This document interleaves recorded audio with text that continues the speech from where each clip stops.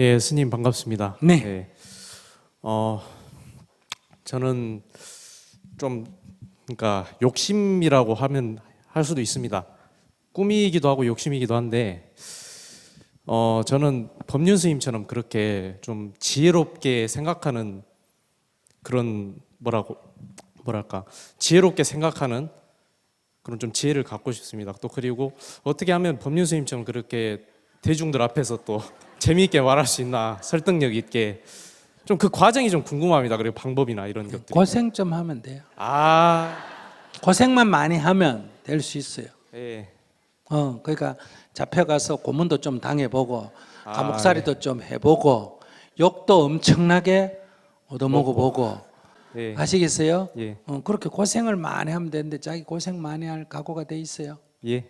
그럼 지금 우선 감기 한번 걸렸어요. 해보세요. 우선 감옥부터 가서 좀 살고 고문부터 당해가 좀 두드리 맞고 예, 이렇게 이제 고생을 많이 하면 옛날 그래서 뭐 젊어서 고생은 산다 이런 말도 있잖아요. 고생을 많이 하게 되면 사람이 겸손해질 수밖에 없습니다. 세상이 내 뜻대로 안 돼야 이게 세상이 내 맘대로 안 되구나 이걸 알 수 있고 욕도 얻어먹고 뚜리도 맞고 이렇게 학대도 받고 왕따도 당하고 이래봐야 왕따 당하는 사람에 대한 심정도 알고 여러 가지 어려운 처지에 있는 사람의 심정도 이해하게 돼요. 그게 책으로 읽고 이해하는 거하고 틀려요. 그러니까 제가 기독교를 뭐 이해한다, 기독교 성경을 한번 읽어봤다 이래야 되는 게 아니고 기독교 목사하고도 같이 한 방에 자보고 한 이불 밑에도 자보고 교회 가서 설교도 해보고 목사님 절에 모시고 와가 목사님 보고 초팔 법문도 하라 그러고 같이 저기 외국에 가서 같이 무슨 자선사업도 해보고 이렇게 하면 이게 종교라는 거를 넘어서서 사람을 알게 돼요. 사람을. 그래 사계 보면 목사인데도 스님들보다 더 훌륭한 사람이 있고 신분대도 스님들보다 더 훌륭한 사람이 있고 이러면 이게 사람의 문제구나 이렇게 이해한단 말이에요. 그러고 이제 아프가니스탄 전쟁터에도 가서 직접 보고 거기서 전쟁 피해 입은 사람, 그 난민이 수용되어 있는 사람 이런 거 보면 내가 이라크에도 가서 보고 그 다음에 미얀마에서도 정쟁이 일어나니까 그 소수민족이 태국에 와서 그 천막 쳐놓고 유엔이 주는 그 음식만 먹고 무슨 병아리처럼 하늘 쳐다보고 몇십 년을 사는 이런 걸 보면 정말 이런 걸 우리가 겪어서는 안 되겠다. 이렇게 가서 직접 경험하고 그 사람들하고 같이 살아보고 거기 가서 음식도 주고 얘기도 나눠보고 이런 경험하고 여기서 앉아가 그냥 뭐 어쩌고 저쩌고 하는 건 다른데 예를 든다면 저는 자기에 비해서 그런 고생을 100배나 했다 내가 이런 말할 수는 있어. 예, 근데 자기가 고생도 안 하고 공짜로 똑같이 되겠다 이건 너무하다. 그러니까 자기가 조금 더 지혜로우려면 고생을 마다하지 않아야 된다. 이게 가장 중요한 거예요. 근데 고생은 했는데 그러면 다 지혜로워지냐? 그건 아니에요. 고생을 했는데 그 고생의 상처를 입어버리게 되면 고생 안 한 사람보다 더 못해집니다. 왜냐하면 앙심을 품기 때문에. 그리고 그게 트라우마가 되기 때문에. 그러면 안 돼요. 그러니까 고생을 하되 그 고생을 통해서 경험을 얻어야 된다. 이렇구나, 이렇구나, 이렇구나. 이렇게 고생을 많이 해보면 새끼 밥 먹는 걸로 만족해요. 스님 뭐 때문에 그래 내 웃고 다니냐. 새끼 밥 먹는 게 한번 굶어보면 얼마나 중요한지 모릅니다. 아시겠어요? 새끼 밥을 안 빠지고 먹을 수 있는 행복, 비 새는 데서 자보면 비 안 새는 데서 잘 수 있는 행복이 굉장한 거예요. 그러니까 제가 전 세계를 다니면서 대부분 다 호텔 같은 데 안다고 공항에서 자고 이러면 사람들이 스님 공항에서 이거 어떻게 잡니까? 이 아프가니스탄이나 이라크나 이런 데 가서 생활해 보면 공항은 호텔이에요. 아시겠습니까? 비행기에서 어떻게 자냐? 비행기에 앉아 뚝 있으면 밥 주지, 화장실 가지. 그러니까 트럭을 타고 막 산 속으로 막 하루 종일 일에 다녀보면 한국에서 이 좋은 도로에 이 승용차 타고 다니는 거 이거를 뭐 힘든다 이런 소리가 안 나온다 이거야. 트럭 뒤에 꽁무니에 붙어가 털털거리면서 다녀보면 그것도 트럭 뒤에 통문에 붙어가 털털거리는 거 입이 이래 나오다가 하루 종일 걸어보면 어때요? 트럭 뒤에 붙는 것만 해도 막 트럭 지나가는데 뒤에만 실어줘도 막 너무너무 고마운 거예요. 그리고 기차를 탄데 인도에서 기차를 타고 여행을 하면 자리가 없으면 입석을 타가 거기서 막 10시간을 서 있어 보면 어느 정도 심하냐면 화장실에 들어가가 신문지를 깔아놓고 거 앉아가 있어. 왜? 앉고 쓸 데가 없으니까. 이렇게 다녀보면 3등 열차 이자만 있어도 누울 수만 있어도 불평을 하면 안 된다. 그래서 인생이 이거 먹고 입고 자고 뭐 사람들 관계 이런 거에 대해서 무슨 뭐 깨차가 좋다라는 게 아니라 그런 거 별로 뭐 중요 안 하게 돼. 그러고 자기가 막 아끼고 사랑해주고 막 보살펴 줬는데 엉뚱짓 하는 거 보면 처음에는 배신당했다 이러는데 근데 그 사람 입장에서 돌아가서 보면 그 사람 배신하려고 그런 게 아니라 자기도 자기 잘 되려고 그렇게 했을 뿐이야. 그래서 이렇게 이제 많이 겪어보면 저절로 이렇게 여러분들이 생각할 때 막 이거 아니면 죽는다 이러는데 그러고도 사는 길이 얼마든지 있어. 그러니까 남편 죽으면 못 살 것 같은데 스님은 이제 오래 겪다 보니 남편 죽으면 새로운 남자 하나 생긴다 이렇게 생각해. 예. 그래서 남편 죽어 울어도 내가 별로 왜 슬픈지 모르고 시집하면 더 가겠네 이렇게 생각을 하는 거. 애인이 헤어져 가지고 막 눈물 흘리면 남자 하나 새로 사귈 수 있다. 나는 이렇게 생각을 하는 거예요. 그거 오래 이렇게 온갖 경우를 겪어보면 결국 사람이 살아있을 땐 다 살 수 있게 돼 있더라고. 그러니 그게 여러분들이 볼 때 지혜같이 보이지만은 특별히 지혜라고 할 것도 없어. 그 신비주의적으로 막 어느 날 공부하다가 명상하다 팍 깨쳐가 막 구름을 타고 난 그런 거 아니야. 난 그런 거 별로 믿지도 않고 좋아하지도 안 해. 비행기 타고 다니지 뭐 때문에 구름 타고 다니나 춥게.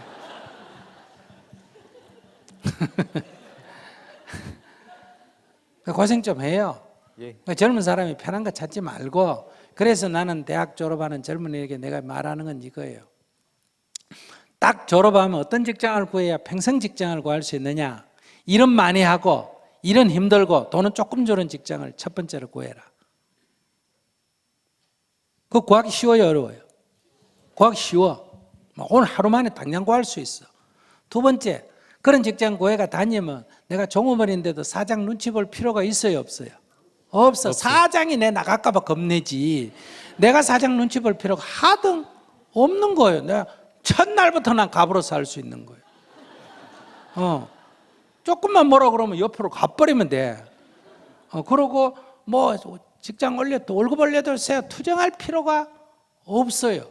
그러고 한 서너 달 일하다가 딴 데 가겠다고 하면 돼요. 그럼 사장이 붙들어요, 안 붙들어요? 붙들어 가지고 자기가 월급 올려주겠다, 자기가 어떻게 대우해주겠다 하는 거예요.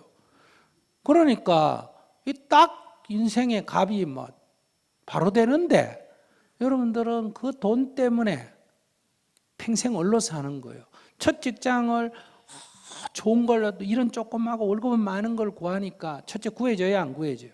안 구해져가 몇 년을 그냥 허송세월 해야지. 여행이 구해졌다. 그러면 그 돈을 많이 주는 대신에 뭘 그만한 능력을 발휘하기를 요구하는데 내 능력이 그만큼 안 되니까 기가 죽어가 눈치 보고 살아야 되고 언제 쫓아낼지 몰라가지고 비굴하게 살아야 돼요. 또 나오게 되면 새로운 직장을 못 구합니다. 왜? 그만한 직장을 이제 구하기가 어려우니까. 그럼 평생 눈편으로 살아야 되는 거예요.